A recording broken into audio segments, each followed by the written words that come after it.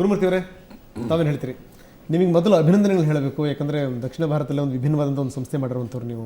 ಜೊತೆಗೆ ನಾವು ನೋಡಿದ್ವಿ ಈ ಬದಲಿ ತಾಯಂದಿರನ್ನ ಇಟ್ಟಿರುವಂಥ ರೀತಿ ನೋಡಿದ್ವಿ ನಾವು, ನಿಜಕ್ಕೂ ಅದ್ಭುತ. ಅದು ಏನಂತಿರ್ತಾವೆ ಸರ್? ನನಗೆ ಇದೊಂದು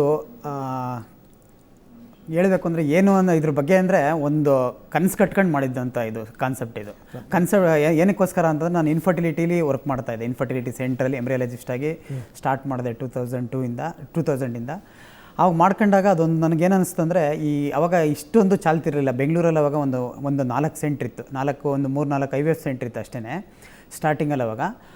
ಅವಾಗ ಒಂದು ಯಾರಿಗೆ ಮಕ್ಕಳಿರಲಿಲ್ಲ ಅವ್ರಿಗೆ ಸುಮಾರು ಫೇಲ್ಯೂರ್ ಆಗುತ್ತೆ, IVF ಫೇಲ್ಯೂರ್ ಆಗ್ತಿತ್ತು, ಟೆಸ್ಟ್ ಬೇಬಿದು ಇದೆಲ್ಲ ಫೇಲ್ಯೂರ್ ಆಗ್ತಾಯಿತ್ತು. ಅವ್ರಿಗೆ ಎಗ್ಗು ಓವರಿಯನ್ ಫೇಲ್ಯೂರ್ ಅಂತ ಹೇಳ್ತೀವಿ, ಎಗ್ಗೆ ಪ್ರೊಡಕ್ಷನ್ ಆಗ್ತಾ ಇರಲ್ಲ, ಎಗ್ ಡೊನೇಷನ್ ಬೇಕಾಗಿತ್ತು, ಸ್ಪರ್ಮ್ ಡೊನೇಷನ್ ಬೇಕಾಗಿತ್ತು, ಮತ್ತು ಈ ಬಾಡಿಗೆ ತಾಯಿಂದಿರು ಬೇಕಾಗಿತ್ತು. ಫಸ್ಟು ನನ್ನ ವೈಫ್ಗೆ ಕೂಡ ಸ್ಟಾರ್ಟ್ ಮಾಡಿ, ನಮ್ಮ ವೈಫ್ ಚಿಕ್ಕಮ್ಮಂಗೆ ಇದು ಮಾಡ್ಕೊಂಡು ಆ ಥರ ಸ್ಟಾರ್ಟ್ ಮಾಡಿದೆ ಇದನ್ನು. ನನ್ನಂದರೆ ಈ ಎಗ್ ಡೋನರ್ ಕಾನ್ಸೆಪ್ಟ್ನ ಇದನ್ನು ನನ್ನ ಸ್ವಂತಕ್ಕೆ ಇದು ಅಂದರೆ ಇದರಲ್ಲಿ ಏನು ತೊಂದರೆ ಆದರೂ ಫಸ್ಟ್ ನಮಗೆ ಇದಾಗಬೇಕು ಅಂದ್ಬಿಟ್ಟು ಫಸ್ಟ್ ಇದರಲ್ಲಿ ಸ್ಟಾರ್ಟ್ ಮಾಡಿ ಎಗ್ ಡೊನೇಷನ್ದು ಇದನ್ನೆಲ್ಲ ಇದು ಮಾಡಿ ಅದ್ರ ಮೂಲಕ ಸುಮಾರು ದಂಪತಿಗಳು ಏನು ಮಾಡ್ತಾಯಿದ್ರು, ಎಲ್ಲೂ ಸಿಗ್ತಾ ಇರಲಿಲ್ಲ ಅವಾಗ. ಎಗ್ ಡೊನೇಷನ್ ಅಂದರೆ ಇನ್ನು ಮಕ್ಕಳಿಲ್ಲ ಅವರಿಗೆ ಅಂತ ನಾವೇ ನೋಡ್ತಾ ಇದ್ವಿ. ಅವಾಗ ಇಷ್ಟೊಂದು ಅವಾಗ ಇನ್ಫರ್ಟಿಲಿಟಿದು ತುಂಬ ಬಂದಿರಲ್ಲ, ಎಲ್ಲೂ ಪ್ರಚಾರ ಆಗಿರಲ್ಲ ಅವಾಗೇನೋ ಇದು ಈ ಪೇಷಂಟು ಕಡಿಮೆ ಇದ್ರು ನಮಗೆ ಅವಾಗ. ಎಷ್ಟೋ ಪೇಷಂಟ್ ಅವತ್ತಿನ ಪೇಷಂಟ್ಗಳು ಇವತ್ತು ಬರ್ತಾ ಇದ್ದಾರೆ ನಮ್ಮ ಹತ್ರ. ಸಮಾಜ ಆದಷ್ಟು ಬೇಗ ಒಪ್ಪೋದಿಲ್ಲ ನಮ್ಮನ್ನ. ಅದರಲ್ಲೂ ಒಂದು ಡಿಫ್ರೆಂಟ್ ಪಾತಿಗೆ ಹೋದಾಗ 108 ಪ್ರಶ್ನೆಗಳು ಉದ್ಭವ ಆಗ್ತವೆ ಅಂತ. ಹೌದು, ಏನಂತೀರಿ? ಇಂಥ ಸಂದರ್ಭ ನೀವು ಅಂತ ಹಲವಾರು ಪ್ರಶ್ನೆಗಳನ್ನ ಎದುರಿಸಿರಿ ಹಾಗಾದ್ರೆ? ಹೌದು, ತುಂಬ ಇದ್ರ ಬಗ್ಗೆ ಫಸ್ಟ್ ಏನೋ ಈ ಎಗ್ ಡೊನೇಷನ್ಗೆ ಯಾರು ಮುಂದೆನೇ ಬರ್ತಿರಲಿಲ್ಲ, ಏನೋ ದೊಡ್ಡದು ಸಮಸ್ಯೆ. ನಾನು ಇದನ್ನು ಸ್ಟಾರ್ಟ್ ಮಾಡಬೇಕು ಅಂದಾಗ ಸುಮಾರು ಲಾಯರ್ ಹತ್ರ ಹೋದೆ, ದೊಡ್ಡ ಡಾಕ್ಟರ್ ಹತ್ರ ಹೋದೆ. ಆ ಡಾಕ್ಟ್ರುಗಳೆಲ್ಲ ನಗ್ತಾ ಇದ್ರು ಇವಾಗ ಅವರೆಲ್ಲ ನನ್ನ ಕ್ಲೈಂಟ್ಗಳು ಅವಾಗ ನಗ್ತಾಯಿದ್ರೆ, ಗುರುಮೂರ್ತಿ ಇದೆಲ್ಲ ಮಾಡೋಕ್ಕಾಗಲ್ಲಪ್ಪ, ಇದೆಲ್ಲ ತಮಾಷೆ ಎಲ್ಲ ಇದ್ರಕ್ಕೆ. ಆಮೇಲೆ ತುಂಬ ಇದ್ರ ಮಾಡಿಬಿಟ್ಟು ಎಷ್ಟೋ ಜನ ತೊಂದರೆ ಅನುಭವಿಸಿದ್ದಾರೆ, ಅವೆಲ್ಲ ಮಾಡೋಕ್ಕೆ ಹೋಗ್ಬೇಡ ನೀನು, ಆಮೇಲೆ ನೋಡು ನಿಂದು ಒಳ್ಳೆ ವೃತ್ತಿ ಜೀವನ, ನೀನು ಅದರಲ್ಲೇ ಕಂಟಿನ್ಯೂ ಮಾಡು ಅಂತೆಲ್ಲ ಹೇಳ್ತಾಯಿದ್ರು.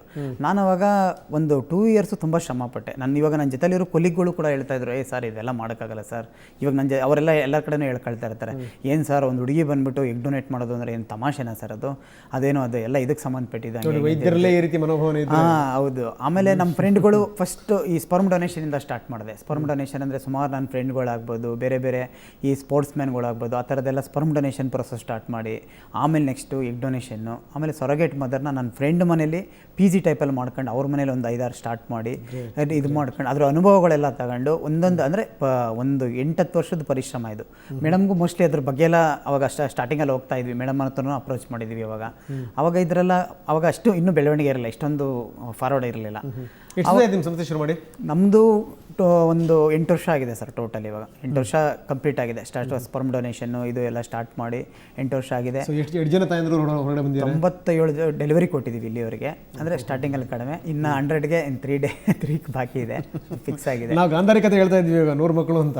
ಸರ್ ನಾನು ಆ್ಯಕ್ಚುಲಿ ಗಾಂಧಾರಿ ಕುಂತಿದೆಲ್ಲ ಸೇರಿಸಿ ನೀವು ಸ್ವಲ್ಪ ದಿವಸಕ್ಕೆ ರಿಸಲ್ಟ್ ಕೊಡ್ತೀರಿ ಹಾಗಾದ್ರೆ? ಇಲ್ಲ, ಇವಾಗ ನಾನು ಅದೇ ಸ್ಟೋರಿ ಹೇಳಬೇಕು ಅಂತಿದ್ದೆ, madam yes sir, fine. So ಮತ್ತಷ್ಟು ನಾನು ನಿಮ್ಮ ಜೊತೆಗೆ ಚರ್ಚೆ ಮಾಡ್ತೀನಿ. ಬನ್ನಿ, ನಮ್ಮ ಜೊತೆಗೆ ಇಬ್ಬರು ಜೋಡಿಗಳಿದ್ದಾರೆ, ಲಲಿತಾ ಅವರು ಮತ್ತು ಅನಿಲ್ ಕುಮಾರ್. ಲಲಿತಾ ಅವರ ಜೊತೆಗೆ ನಾನು ಮೊದಲು ಆರಂಭ ಮಾಡ್ತೀನಿ. ಲಲಿತಾ ಅವರೇ, ತಮಗೂ ಕೂಡ ಕಂಗ್ರ್ಯಾಚುಲೇಷನ್ಸ್ ಹೇಳಬೇಕು. ನಿಮ್ಮ ಮನೆಯವರು ಬೇರೆ ಕರ್ಕೊಂಬಂದಿರಿ. ನೋಡಿ, ನಮ್ಮ ಸಮಾಜ ಏನಾದರೂ ಈ ಬದಲಾವಣೆಗೆ ಹೋದಂಥ ಸಂದರ್ಭದಲ್ಲಿ ಒಪ್ಪೋದಿಲ್ಲ. ಹೋಗಲಿಕ್ಕೆ ನಾನಾ ಕಾರಣಗಳಿರ್ತವೆ. ನಿಮಗೆ ಬಡತನ ಕಾರಣ ಇರುತ್ತೆ, ನಿಮ್ಮ ಕುಟುಂಬದ ಹಿನ್ನೆಲೆ ಕಾರಣ ಇರುತ್ತೆ, ಆದರೆ ಜನಗಳಿಗೆ ಅದು ಅರ್ಥ ಆಗಲ್ಲ. ಆದರೆ ಈಗ ಸಮಾಜದ ದೃಷ್ಟಿಕೋನ ಕೂಡ ಬದಲಾಗಿದೆ. ಜನ ನಿಮ್ಮನ್ನು ನೋಡಿ ಕೈ ಎತ್ತಿ ಮುಗಿಬೇಕು ಅಂತ ಒಂದು ಮಹಾನ್ ಕೆಲಸ ಮಾಡ್ತಾ ಇದ್ದೀರಿ ನೀವು. ಏನಂತೀರಮ್ಮ? ಫಸ್ಟು ನನಗೆ ತುಂಬ ಪ್ರಾಬ್ಲಮ್ ಇತ್ತು ಸರ್. ತುಂಬ ಸಾಲದಿಂದ ಬಳಲ್ತಾ ಇದ್ವಿ. ಅದರಿಂದ ನಮ್ಮ ಯಜಮಾನರು ಬೇರೆ ಯಾವುದೇ ಕೆಲ್ಸಕ್ಕೆ ಹೋಗಬೇಡ ಅಂತ ಮನೆಯಲ್ಲೇ ಕುಣಿಸಿದ್ರು. ಇವ್ರ ಕಷ್ಟ ನೋಡಲಾರ್ದೆ ನನ್ನ ಫ್ರೆಂಡ್ ಒಬ್ಬರು ಸಾಲ ಕೇಳೋಕ್ಕೆ ಅಂತಲೇ ನಾನು ಹೋಗಿದ್ದು. ಅವರು ಈ ಥರ ಸಂಸ್ಥೆ ಇದೆ ನೋಡಿ, ಫಸ್ಟ್ ಎಗ್ ಡೊನೇಟ್ ಮಾಡಿ ಅಂತ ಹೇಳಿದ್ರು. ನಾನು ಸಂಸ್ಥೆಗೆ ಹೋದೆ, ಕೌನ್ಸಿಲಿಂಗ್ ಕೇಳಿದೆ. ಆಮೇಲೆ ನನಗೆ ತುಂಬ ಇಷ್ಟ ಆಯಿತು. ಬೇರೆಯವರು ಮನೇನ ದೀಪನ ಬೆಳಗಿಸೋ ಒಂದು ಉದ್ದೇಶದಿಂದ ತುಂಬ ಒಳ್ಳೆ ಇದು ಮಾಡ್ತಾವ್ರೆ ಅಂದ್ಬಿಟ್ಟು ನಾನು ನಮ್ಮ ಹಸ್ಬೆಂಡ್ನ ಕರ್ಕೊಂಡೋದೆ ನೆಕ್ಸ್ಟ್ ಕೌನ್ಸಿಲಿಂಗ್ಗೆ.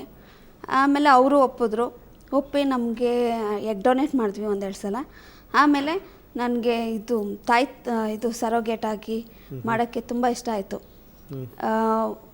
ಇದು ಎಗ್ ಡೊನೇಟ್ ಮಾಡಿದ್ರೆ ನಮ್ಗೆ ಗೊತ್ತಾಗಲ್ಲ ಹೇಗೆ ಏನು ಅಂತ. ನಮ್ಮದೇ ಆದ ಮಗು ನಮ್ಮ ಹೊಟ್ಟೆಲಿ ಬೆಳೆದಿರೋದು, ನಾವು ಅನುಭವಿಸಿರೋದೆಲ್ಲ ಗೊತ್ತಲ್ವ. ಬೇರೆಯವ್ರಿಗೆ ಮಕ್ಕಳೇ ಇರೋಲ್ಲ. ಈಗ ಎಷ್ಟೇ ಯಾವುದೇ ಫಂಕ್ಷನ್ಗೆ ಹೋದ್ರೂ ಫಸ್ಟು ನೀವು ಎಷ್ಟು ಸಂಪಾದನೆ ಮಾಡಿದ್ದೀರಾ ಅಂತ ಕೇಳಲ್ಲ, ಎಷ್ಟು ಜನ ಮಕ್ಕಳು ಅಂತ ಫಸ್ಟ್ ಕೇಳ್ತಾರೆ. ಅಂಥದ್ರಲ್ಲಿ ಬಂಜೆ ತಂದಿಂದ ಬಳಲ್ತಾ ಇರ್ತಾರೆ 10 ವರ್ಷ 15 ವರ್ಷದವರೆಗೂ ಬಳಲಿಸ್ತಾ ಇರ್ತಾರೆ. ಅಂಥವ್ರ ಕಣ್ಣೀರು ನೋಡಿ ನಾನು ಅಲ್ಲಿ ಹೋಗ್ತಾ ಬರ್ತಾ ಇದ್ದಿದ್ದರಿಂದ ಅಂಥವ್ರ ಕಣ್ಣೀರು ನೋಡಿದ್ದೀನಿ. ನನಗೆ ಇದು ಮಾಡಬೇಕು, ಇಂಥವ್ರ ಕಣ್ಣೀರು ಒಬ್ರಿಗಾದರೂ ಒರೆಸ್ಬೇಕು ಅಂತ ಅನ್ನಿಸ್ತು. ನಾನು ಬಡಗೆ ತಾಯಿಯಾಗಿ ಬಂದೆ sir. Great, hats off Lalitha, ನಿಜಕ್ಕೂ ವಂಡರ್ಫುಲ್ ವರ್ಕ್ ಮಾಡ್ತಾ ಇದ್ದೀರಿ. ಆಮೇಲೆ ನಿಮ್ಮಷ್ಟೇ ಒಂದು ಇದು ಅವ್ರಿಗೂ ಕೂಡ ಹೋಗಬೇಕು ರಿಗಾರ್ಡ್ಸ್ ಅಂತ. ಹೌದು ಏನಂತೀರಿ ಸರ್ ತಾವು? ಸರ್, ನನಗೆ ಮೇಯ್ನ್ ಅಂದರೆ ನಮ್ಮ ವೈಫ್ ಬಂದು ಮುಂಚೆ ಬಾಡಿಗೆ ತಾಯಿಗೆ ಬದಲು ತಾಯಿಯಾಗಿ ಹೋಗ್ತೀನಿ ಅಂದರು. ನನಗಿದು ತಪ್ಪು ಅನ್ನಿಸ್ತು. ಯಾಕೆಂದರೆ ಸಮಾಜ ಇದನ್ನು ಒಪ್ಪಲ್ಲ, ತಂದೆ ತಾಯಿ ಒಪ್ಪಲ್ಲ, ಇಲ್ಲ ಅವ್ರ ಅಣ್ಣ ತಮ್ಮ ಅಕ್ಕದಿರೋ ಒಪ್ಪಲ್ಲ, ಅಕ್ಕಪಕ್ಕದ ಮನೆಯವರೇ ಒಪ್ಪಲ್ಲ. ಆದರೆ ನನಗೆ ಇದು ಆಗೋಕ್ಕೆ ಒಂದು ಮೇಯ್ನ್ ಪಾಯಿಂಟ್ ಇದೆ ಅಂದರೆ, ನಮ್ಮ ಅಕ್ಕ ಒಬ್ಬರಿದ್ದರು, ಅವ್ರ ಹೆಸರು ಹೇಳೋಕ್ಕೆ ಇಷ್ಟಪಡಲ್ಲ, ನಮ್ಮ ಅಕ್ಕ ಒಬ್ಬರಿದ್ದರು. ಅವ್ರಿಗೆ ಮಕ್ಕಳಿರಲಿಲ್ಲ, ಇವಾಗಲೂ ಮಕ್ಕಳಿಲ್ಲ ಅವ್ರಿಗೆ.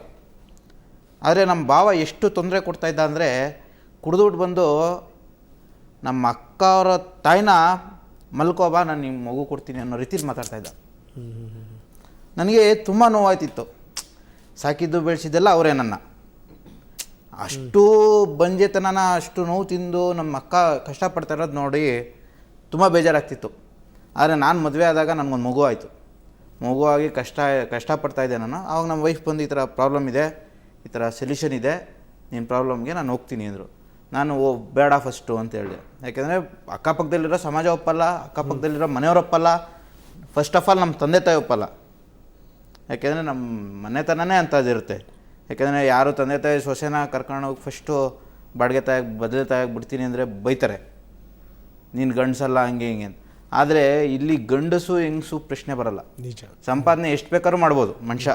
ನಿಜ ನಿಜ ನಿಜ. ಆದರೆ ಒಬ್ರಿಗೆ ಮಗು ಕೊಡ್ತಾ ಇದ್ದೀವಿ ಅಂದರೆ ಅದು ದೊಡ್ಡದು ನನ್ನ ಪ್ರಕಾರ. ನನಗಿಂತ ಗ್ರೇಟ್ಫುಲ್ ಅಂದರೆ ನಮ್ಮ missus. Yes sir, Anil Kumar ತುಂಬ ಅದ್ಭುತವಾಗಿ ಮಾತಾಡಿದ್ರಿ ನೀವು. ಮತ್ತಷ್ಟು ನಿಮ್ಮ ಜೊತೆಗೆ ಚರ್ಚೆ ಮಾಡ್ತೀನಿ. ಇನ್ನು ಆಶಾ, ಶುಭ ಇದ್ದಾರೆ ಮತ್ತು ಮೀನಾಕ್ಷಿ ಅವರಿದ್ದಾರೆ. ಏನಂತಾರೆ ಕೇಳೋಣ. ಅದಕ್ಕಿಂತ ಮೊದಲು ಮತ್ತೊಮ್ಮೆ ಪುಟ್ಟ ವಿರಾಮ.